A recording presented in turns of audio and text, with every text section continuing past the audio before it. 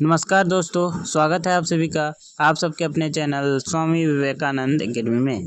आज के इस क्लास में हम सब पढ़ने वाले हैं हिंदी इलेक्टिव, जिसका नाम है दीप सेना का गीत और कार्नेलिया का गीत।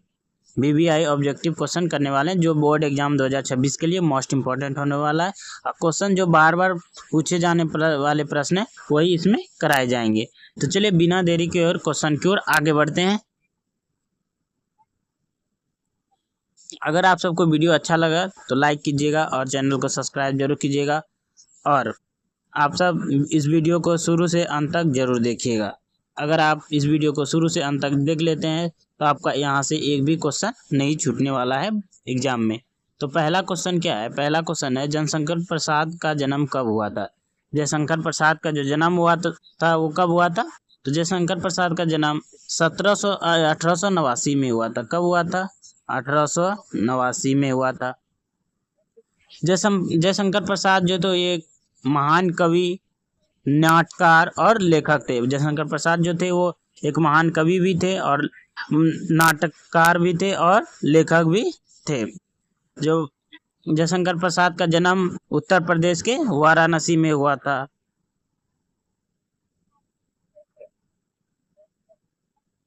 वाराणसी में हुआ था।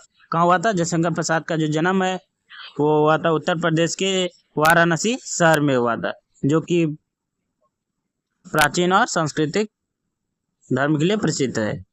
तो चलिए क्वेश्चन नंबर 2 की ओर आगे बढ़ते हैं। क्वेश्चन नंबर 2 है कि प्रसाद जी का जन्म किस शहर में हुआ था? प्रसाद जी का जन्म, जो जयशंकर प्रसाद जी है उनका जन्म किस शहर में हुआ था? प्रसाद जी का जो जन्म है वो वाराणसी शहर में हुआ था। ये वाराणसी कहाँ स्थित है? तो वाराणसी जो है स्थित है उत्तर प्रदेश में।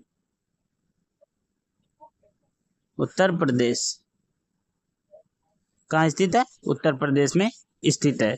चलिए अगले क्वेश्चन की ओर आगे बढ़ते हैं। अगला क्वेश्चन क्या है? अगला क्वेश्चन है, जयशंकर प्रसाद ने कहाँ तक पढ़ाई किया था? जयशंकर प्रसाद जी जो थे वो उन्होंने कहाँ तक पढ़ाई किया था? जयशंकर प्रसाद ने क्लास 8 तक ही पढ़ाई कर पाया था। कहाँ तक? क्लास 8 तक। क्लास 8 तक, कक्षा 8वीं तक पढ़ाई की थी। क्योंकि जो पारिवारिक जो समस्या था और पिताजी की मृत्यु के बाद उन मृत्यु के कारण उन्होंने पढ़ाई छोड़ दिया, पूरी तरह पढ़ाई छोड़ दिया था। 8वीं कक्षा के बाद जब उसका पिताजी का मृत्यु हुआ जयशंकर प्रसाद का, तो उन्होंने पढ़ाई छोड़ दिया। इसका राइट आंसर क्या होगा? ऑप्शन नंबर जो सी है वह राइट आंसर। क्वेश्चन नंबर 4 की ओर आगे बढ़ते हैं। क्वेश्चन नंबर 4 क्या है? क्वेश्चन नंबर 4 है कि देवसेना का गीत किस नाटक से लिया गया है? देवसेना का जो गीत है वो किस नाटक से लिया गया है? तो देवसेना का गीत जो है वो स्कंदगुप्त नाटक से लिया गया है। किससे लिया गया? स्कंदगुप्त नाटक से। देवसेना जो थी वो स्कंदगुप्त से प्रेम करती थी। क्या करती थी? प्रेम करती थी, याद रखिए। क्वेश्चन नंबर 5 की ओर बढ़ते हैं। क्वेश्चन नंबर 5 क्या है? क्वेश्चन नंबर 5 है कि देवसेना ने भाइयों का नाम क्या था? देवसेना के जो भाइयों का नाम था वो क्या था? तो देवसेना का भाइयों का नाम जो था, यहाँ पे गलत है। देवसेना का भाई का नाम था वंदु वर्मा। क्या था? वंदु वर्मा। वंदु वर्मा था। ये कहाँ का था? तो वंदु वर्मा जो ये तो मालवा का था, मालवा का राजकुमार था। और देवसेना जो थी मालवा का राजकुमारी। वंदु वर्मा का भाई था देवसेना। इनका जो वंदु वर्मा का जो मृत्यु हुआ था वो शक जो थे उन्होंने जब आक्रमण किया मालवा पर, तो इनका जो देवसेना का पूरा परिवार नष्ट हो गया, सिर्फ देवसेना अकेले बच गई थी। तो इसका राइट आंसर क्या होगा? इसका राइट आंसर क्वेश्चन नंबर 5 का वंदु वर्मा। जो देवसेना का भाई का नाम था वो था वंदु Verma. Question number 6। Question number 6 क्या है? क्वेश्चन नंबर 6 है, देवसेना कहाँ की राजकुमारी थी? देवसेना जी थी वो कहाँ की निवासी थी? देवसेना को जो वो मालवा की राजकुमारी थी। मालवा की जो वंदु वर्मा की बहन थी। क्या थी? वंदु वर्मा की बहन थी। ऑप्शन नंबर जो सी है वह right answer. Question number 7। Question number 7 क्या है कि मालवा पर किसने आक्रमण किया था? मालवा पर जो था वो किसने आक्रमण किया था? मालवा पर जो आक्रमण था सकौ ने किया था। किसने किया था? सकौ ने। शक ने। ऑप्शन नंबर जो बी है वह राइट आंसर। और मालवा पर जब शकों ने आक्रमण किया तब जो देवसेना का पूरा परिवार था, भाई पिता सहित सभी नष्ट हो गए थे पूरे परिवार, और देवसेना अकेली बच गई थी। Question number 8। क्वेश्चन नंबर 8 क्या है? क्वेश्चन नंबर 8 है मधुकरियों का क्या अर्थ है? मधुकरियों का जो है वो क्या अर्थ है? मधुकरियों का अर्थ है कि सन्यासी या तपस्वी द्वारा जो भिक्षा में प्राप्त भोजन होता है उसे भिक्षा में मिले भोजन को मधुकरियों का अर्थ है। ऑप्शन नंबर जो सी है वह right answer. Question number 9। Question number 9 क्या है कि देवसेना किसके प्रेम करती थी? देवसेना जी थी वो किससे प्रेम करती थी? तो देवसेना जो स्कंदगुप्त से प्रेम करती थी। देवसेना मालवा के राजकुमार वंदु वर्मा की बहन थी, याद रखिए। अगला क्वेश्चन क्या है? अगला क्वेश्चन है क्वेश्चन नंबर 10। क्वेश्चन नंबर 10 है देवसेना स्कंदगुप्त किससे प्रेम करता था? स्कंदगुप्त जो था वो किससे प्रेम करता था? तो स्कंदगुप्त देवसेना से प्रेम करता था। ऑप्शन नंबर जो बी है वह राइट आंसर। और देवसेना जो था देवसेना स्कंदगुप्त से कब प्रेम करती थी? देवसेना जो थी वो स्कंदगुप्त से कब प्रेम करती थी? देवसेना जो थी वो स्कंदगुप्त से तब प्रेम करती थी जब वो सेना में था। क्या था? देवसेना ने जो स्कंदगुप्त से उस समय प्रेम किया जब वह अपने नाम को, जो देवसेना जो थी ये उन्होंने स्कंदगुप्त से तब प्रेम किया था जब जो कि स्कंदगुप्त अपना नाम छुपाकर साधारण सैनिक के तरह जीवन जी रहा था, तभी। ऑप्शन नंबर जो बी है वह राइट आंसर। अगला क्या क्वेश्चन क्या है? अगला क्वेश्चन है क्वेश्चन नंबर 12। क्वेश्चन नंबर 12 क्या है? क्वेश्चन नंबर 12 है देवसेना का परिवार किसके आक्रमण में मारा गया?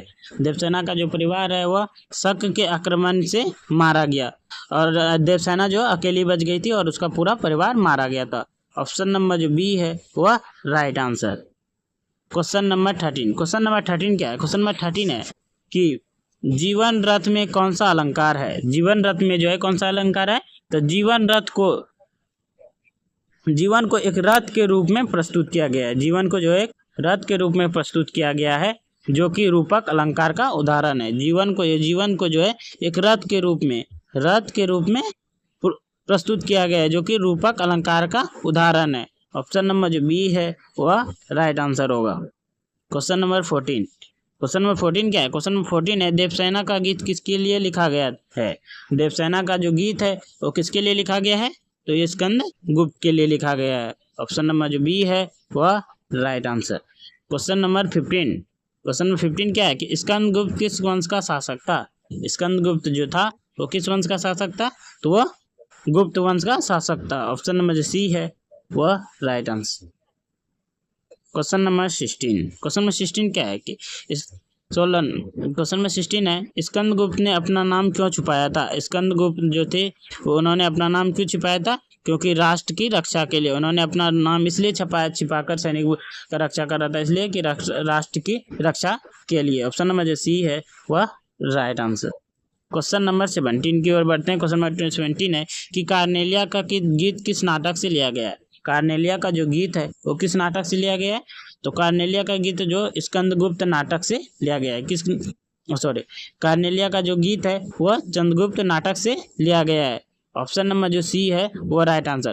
कार्नेलिया कौन थी? कार्नेलिया थी सेल्यूकस निकेटर की जो है पुत्री थी। कार्नेलिया जो थी वो सेल्यूकस निकेटर की पुत्री थी, जिनका विवाह चंद्रगुप्त से करवा दिया गया था। चलिए अगले क्वेश्चन की ओर आगे बढ़ते हैं। Question number 18। क्वेश्चन नंबर 18 क्या है कि कार्नेलिया किस नदी के किनारे बैठकर गीत गा रही थी? कार्नेलिया जो थी वो किस नदी के किनारे जो बैठकर गीत गा रही थी? तो वो झेलम नदी के किनारे बैठकर गीत गा रही थी। ऑप्शन नंबर जो बी है वह right answer. Question number 19। Question number 19 का है कि कार्नेलिया किसकी पुत्री थी? कार्नेलिया जी थी वो किसकी पुत्री थी? तो कार्नेलिया सेल्यूकस की पुत्री थी। ऑप्शन नंबर जो सी है वह right answer. Question number 20। Question number 20 क्या है? क्वेश्चन नंबर 20 है सेल्यूकस कौन था? सेल्यूकस जो था वो कौन था? तो सिकंदर का सेनापति था। सेल्यूकस निकेटर जो था वो सिकंदर का सेनापति था। ऑप्शन नंबर जो सी है वह right answer. Question number 21। Question number 21 क्या है कि सिकंदर जो था वो कहाँ का राजा था? सिकंदर जो था वो कहाँ का राजा था? तो वह मकदुनिया का राजा था। ऑप्शन नंबर जो डी है वह right answer. Question number 22। Question number 22 क्या है कि कार्नेलिया किसके लिए गीत गा रही थी? कार्नेलिया जो थी वो किसके लिए गीत गाती थी? तो वह चंद्रगुप्त मौर्य के लिए गीत गाती थी। ऑप्शन नंबर जो सी है वह right answer. Question number 23। Question number 23 क्या है कि मधुमाया का क्या अर्थ है? मधुमाया का क्या अर्थ है? तो मधुमाया का अर्थ है मधु से भरा स्वर। ऑप्शन नंबर जो बी है वह right answer. Question number 24। Question number 24 क्या है कि सभी को आश्रय कहाँ मिल जाता है? तो सभी को आश्रय मिल जाता है प्रेम में। ऑप्शन नंबर जो बी है वह right answer. Question number 25। Question number 25 क्या है? लघु सूर्धन से पंख पसारे, इसमें से कौन सा अलंकार है? जो ये दिया गया है लघु सूर्धन से पंख पसारे, इसमें कौन सा अलंकार है? तो इसमें उपमा अलंकार है। ऑप्शन नंबर जो सी है वह राइट आंसर। सूर्धानु का क्या अर्थ है? सूर्धानु का अर्थ है इंद्रधनुष से। ऑप्शन नंबर जो सी है वह राइट आंसर। ये थे देवसेना और कार्नेलिया के गीत का मोस्ट इम्पॉर्टेंट ऑब्जेक्टिव क्वेश्चन, जो कि बोर्ड एग्जाम 2026 में आने का बहुत ही अधिक ज़्यादा चांस है। यदि आप सबको ये वीडियो अच्छा लगा होगा तो वीडियो को लाइक कीजिए, चैनल को सब्सक्राइब कीजिए और ज़्यादा से ज़्यादा बच्चों तक शेयर कीजिए इस वीडियो को। तो चलिए मिलते हैं अगले वीडियो में। जय हिंद, जय भारत।